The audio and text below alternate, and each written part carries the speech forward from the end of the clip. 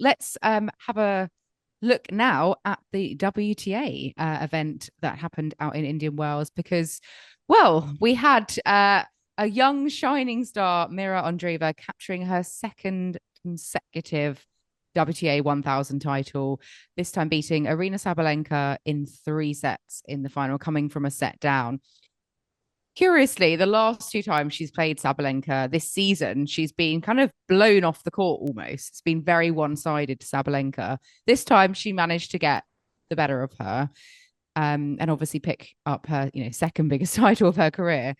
But what was the key difference? What was so what did she do so well this time round to kind of get to completely kind of do a U-turn on her previous matches to Aryna Sabalenka? Chris? What did Andreeva do so well out in Indian Wells?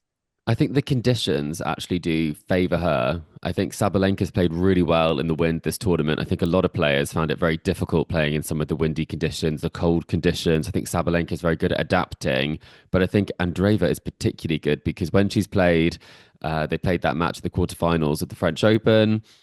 She made it very tricky, and that was when Sabalenka was injured. She definitely was able to make the most of those opportunities and make it hard for her opponent. I think she really is a thinker on court, and I think she makes you beat her now. I think at the start of this year, there were quite a few sort of confusing results from her. I think we thought that the talent level maybe would take her somewhere a little bit different last season, and then it seems like something has just clicked. And I think it's the combination of that clicking, and then also the fact that she really has all of the shots. And she can make it so difficult. It makes you hit that extra ball, sometimes 2 extra balls.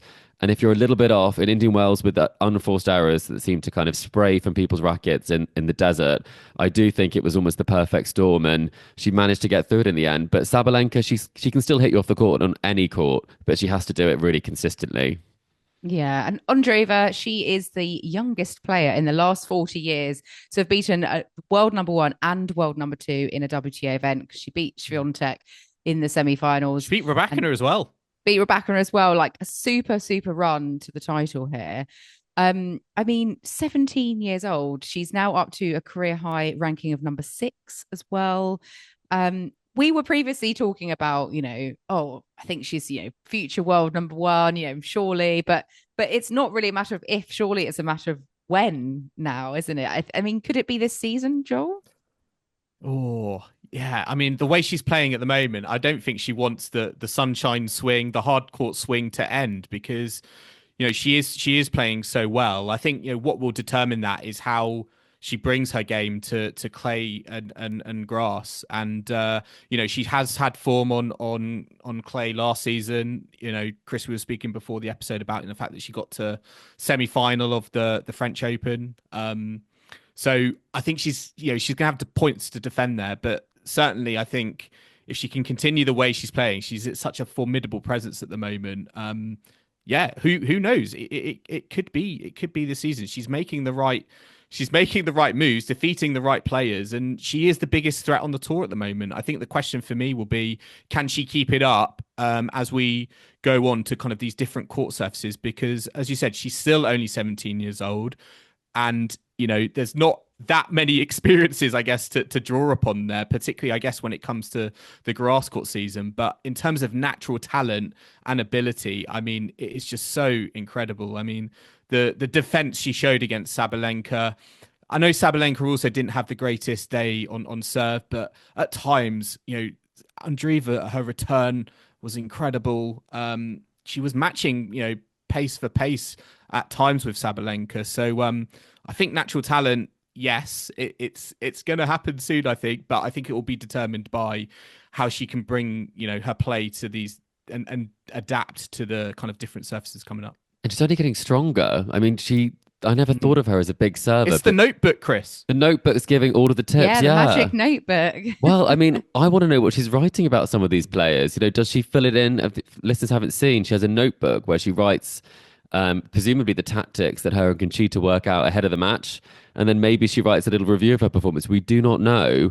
But it's almost like you want as to. much as the camera They people tried. they're trying. She's Trying, onto aren't it though. I think she knows now. But she did get an Indian Wells Tennis Paradise notebook that she's going to use they? next, apparently. Oh, So nice. maybe every tournament's going to gift her a notebook. But I think everyone wants to take a picture of the page about them and I find I out what the tactics are. I just love in the presentation afterwards. She just says, she does all the kind of, I'd like to thank my team. I'd like to thank my sponsors. And then she's like, but above everyone else, I just want to thank myself. Well done, me. I'm so, and I love, Sounds like your sort of speech, Joel. Well, it that's does. very sort of empowering, self-aware, Well, she had to. I love self-love. that though. Yeah, I it's love that great. though.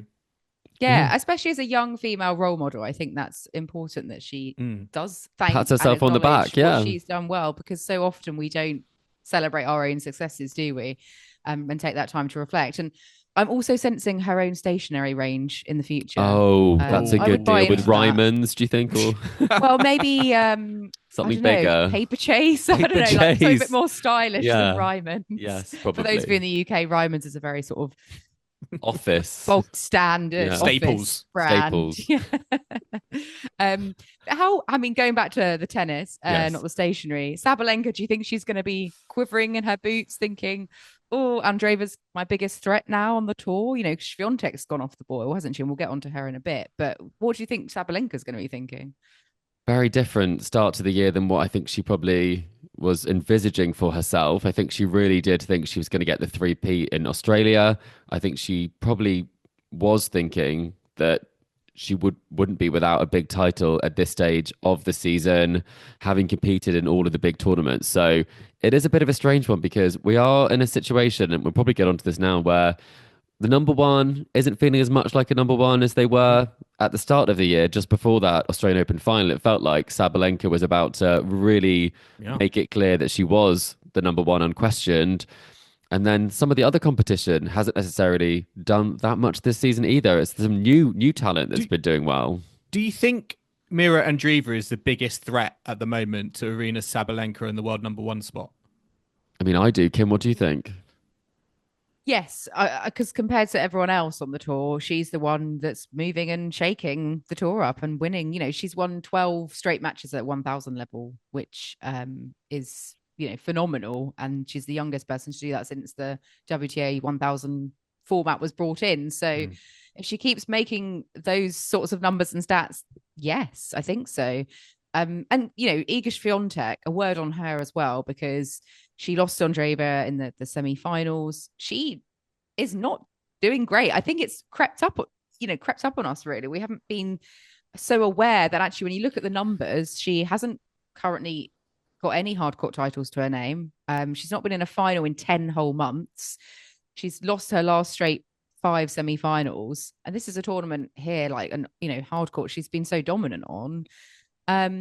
Getting noticeably raggy in her match and getting rattled and just not the Swiatek of old, not the sort of calm, smooth, dominant Swiatek. What's going on with her? I mean, what does she need to do to get herself out of this slump? I mean, she is rattled at the moment, isn't she? Kim, you mentioned that point against Andreeva, who she lost to, when she hit a ball to, she got given a ball by the ball boy and basically hit it back at him, bounced over him into the crowd, not directly at him, but it's not really, as I said, a Swiatek that we are accustomed to seeing, and it is that sort of, there is that frustration there, and it's starting to spill out onto the tennis court, and it feels it's not. I don't think she's playing bad tennis. She's actually playing like really incredible talents, generational talents. I think, Mirra Andreeva, she's showing that with the string of performances she's put in at this level. But I wonder whether it's the more of the mental side at the moment, because she's letting those frustrations boil over. She's letting those frustrations get the better of her. And even when she's in these kind of tight matches, she did take Andreeva to 3 sets. She's not coming out the victor. So I wonder whether it's more of a mental thing as opposed to kind of the tennis that she is playing. Yeah, I think so. I mean, she's worked with a sports psychologist for a long time, but maybe things are going a bit stale. Maybe she needs to change things up a bit. I mean, on a similar note, going into Miami, who's got the most work, do you think, out of the WTA players, based on what we've seen in Indian Wells? Who could do with Miami kind of changing their season around? Any thoughts on that one? I mean, Danielle Collins definitely needs to defend some points, that's for sure, having won it last year. I think Coco Gauff is also someone that would like to put in a good result there. I mean, it's hard to say because really it is just a case that we're so surprised by the fact that Andreeva's come on in this way and dominated in the big tournaments after the Australian Open. So I think everyone will be looking to try and get a win over Andreeva. Everyone's been looking to get a result. But I do think Iga, having said 10 months title drought when she was winning titles almost, I mean, for fun, she turned up. They gave her the trophy sometimes because, I mean, in Qatar, I think she won like lost 8 games in a whole title run. So it's very different now. It's not coming as easy. And I think probably Iga will be more determined than ever going into Miami. Yeah, absolutely. And one final thing, we did touch upon it earlier, but bit of British kind of success in the doubles for Olivia Nichols, who is our British doubles #1. She didn't quite go all the way, but she did get to the final with her partner, Teresa Mihalikova. They finished runners-up to Asia Mohammed and Demi Schuurs, but their very first WTA 1000 final, and she's up at number 31 in the live rankings now. So well done, Olivia Nichols, and it's great for British doubles success there as well.